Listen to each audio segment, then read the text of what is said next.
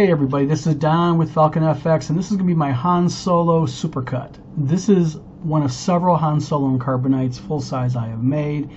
And like I just said, when this is in your prop, man cave, den, wherever, it is a statement piece. Basically, it starts off with framework, and I'm going to put the kit link in the description down below of who makes this. It is worth every dime. Perfect fit. It is all CNC milled, and there's no way I could do this on my own. I like to do some overkill in the framing. I had a lot of side framing using 1x2s or 2x2s, and it's just designed to give more structural integrity when you move it, and also just to hold it better.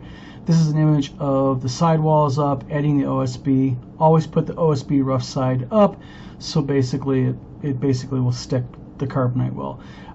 All the electronics I always do really right. I always brace them up, put them in with bracing and those little they're a wire tag, just to make sure that it looks right, you know, on the inside, because that's part of your work. Han Solo is a fiberglass mold, really done high quality. There's a couple people on Etsy that make them. Again, full size. The image detail and the prop detail on it is just absolutely stunning. As you can see here, you can see some foam. Maybe on the next one I'm going to be showing you, but basically adding foam takes that hollow feel and hollow thump out of it and just adds a little bit of integrity to it also. I use a low expanding foam also when I make the foam inside the carbonite.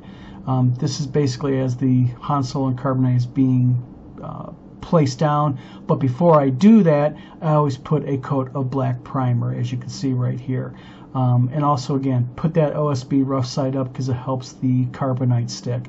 I use a spackling for my carbonite. It works real well. It's pink when it goes down, but as it dries, it begins to turn white, which you can see here in this image right now that's coming up. What it basically does is when it's fully dry, it turns white.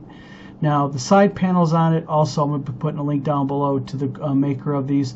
These are essential. These are remolds of the Volvo side panels. They are screen accurate to what they actually used in the movie. And this maker has all the bits and pieces, the stainless steel back, aluminum or stainless steel back panels, everything you need. These are absolutely vital. And as you can see on my bench, I was putting all the little greebles. And again, the greeble placement is important because there is a method to the madness of the greebles. Here you can see the back end of my LEDs I'm putting in. I use hot glue for the main panels, and then I use resin, flexible resin, for the actual LEDs.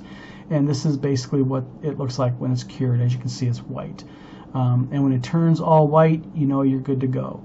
And basically, this is as the carbonite and the panels are all on. Again, this is going to be something that's really going to attract attention in your man cave. There's no getting away around it. People are going to walk in and go, holy cow, what a cool prop. And again, this top upper left, two Hans left panel is silver.